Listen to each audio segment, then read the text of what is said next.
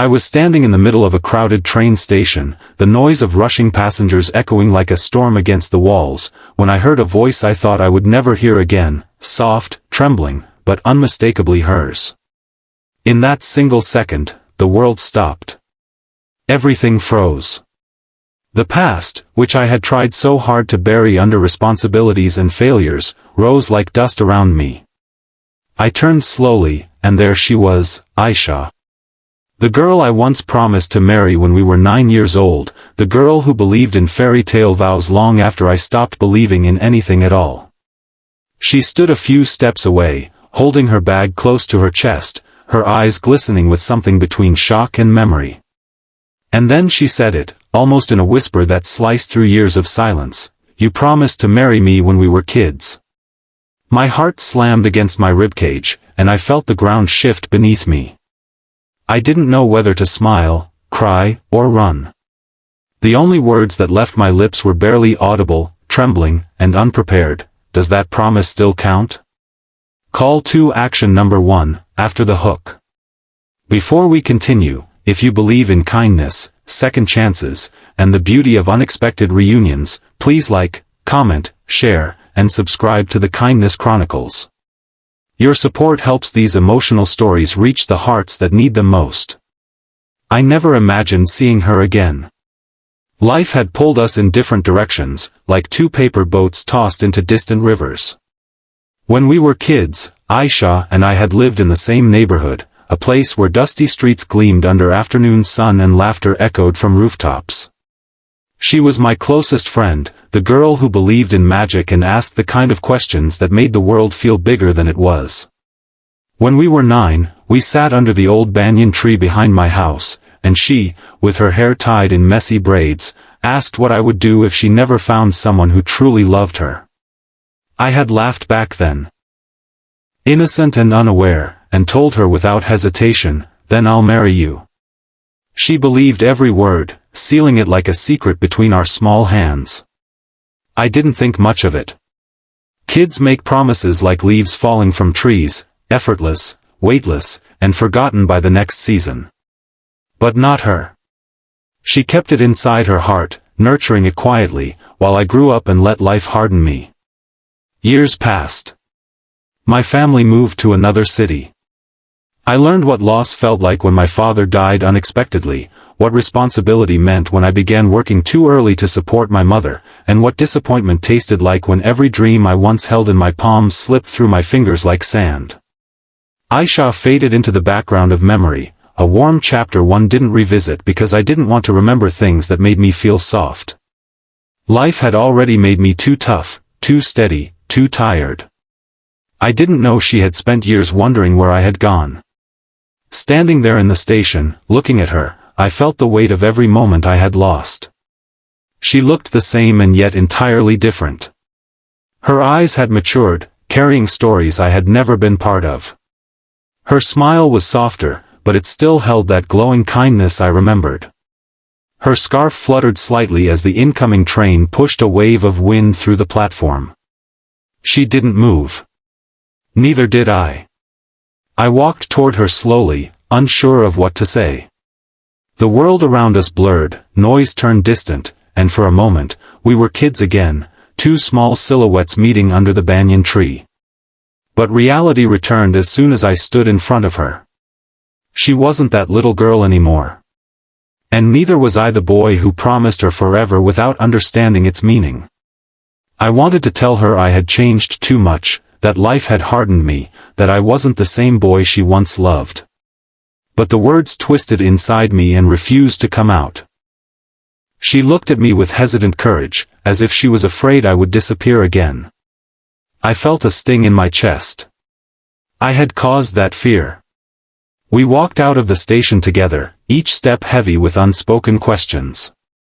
She told me she had just returned from another city where she had been working as a teacher.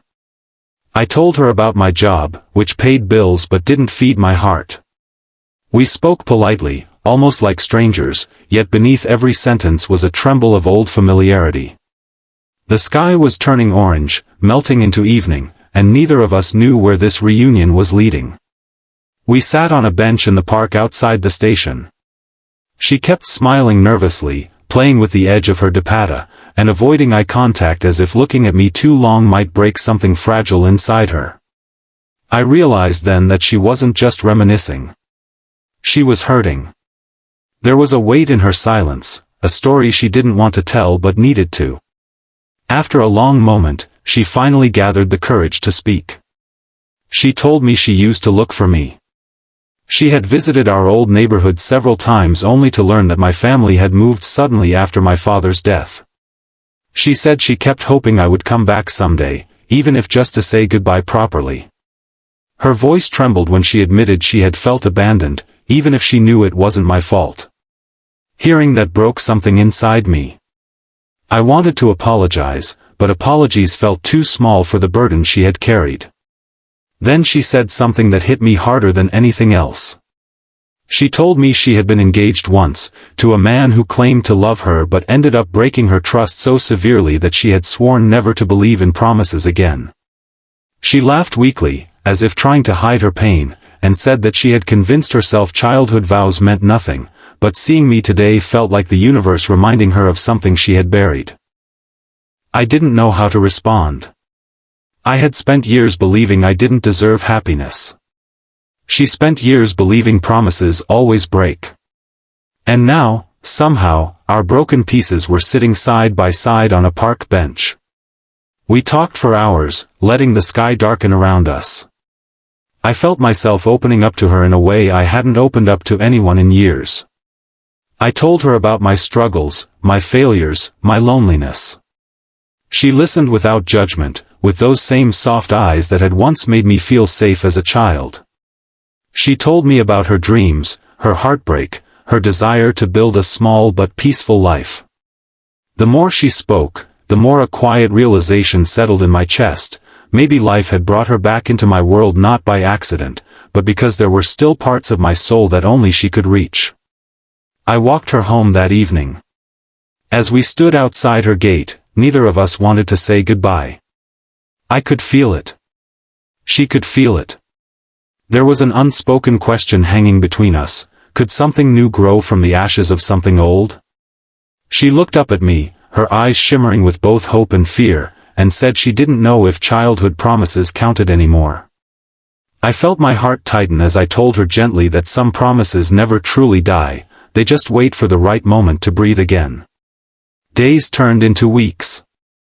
We began meeting more often, sometimes for coffee, sometimes for long walks, sometimes for nothing more than just sitting quietly together and letting our presence speak. With every meeting, I felt my walls slowly fall, one by one.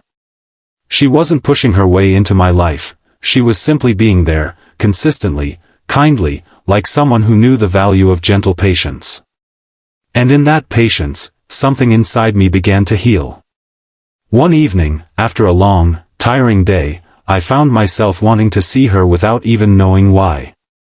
When she opened the door, her smile melted away all the exhaustion in my body. She invited me in, made me tea, and listened as I vented about work and life. I realized then that she wasn't just someone from my past, she was becoming someone I needed in my present. But just when everything seemed to be falling into place, the ghosts of my past resurfaced. I found out my job contract wasn't being renewed, and panic swallowed me whole. I withdrew, convinced I had nothing to offer her. I began avoiding her messages, pretending to be busy. She felt the distance, but she didn't push. Instead, she sent me one voice note, soft, warm, and devastatingly sincere, saying she didn't care about jobs or money, she cared about me, the boy who once promised to marry her just because he couldn't stand the thought of her being alone. Her words broke me. Because I realized I wasn't afraid of losing her, I was afraid of not being enough for her. The next morning, at sunrise, I went to see her. She was sitting on her rooftop, the wind brushing against her hair, her eyes heavy with worry. I sat beside her quietly. And then, without planning it, without practicing it, without trying to be poetic or dramatic, I told her everything. I told her I was scared, that life had made me feel small, that I didn't think I deserved someone as kind as her. She didn't interrupt. She didn't flinch. She simply reached out and held my hand, the same way she did when we were kids under the banyan tree. And in that small gesture, everything changed. I realized then that love didn't need grand gestures or perfect timing. Sometimes, it simply needed two broken people willing to rebuild something together. Weeks later, after finding a new job and rebuilding my confidence, I asked her to meet me under the same banyan tree from our childhood. She arrived wearing the same soft smile she used to have years ago. I stood before her, my heart pounding, and told her that yes, our childhood promise still counted. Not because we were bound by the past, but because my heart had finally realized what it wanted for the future. I told her I wanted to marry her, not out of obligation to a forgotten vow, but out of love for the woman she had become and gratitude for the boy she once believed in. Her tears fell before her words did, but they were tears of relief, joy, and a healing long overdue. She stepped closer, rested her forehead against mine, and whispered that she had waited for this moment without ever admitting it, even to herself.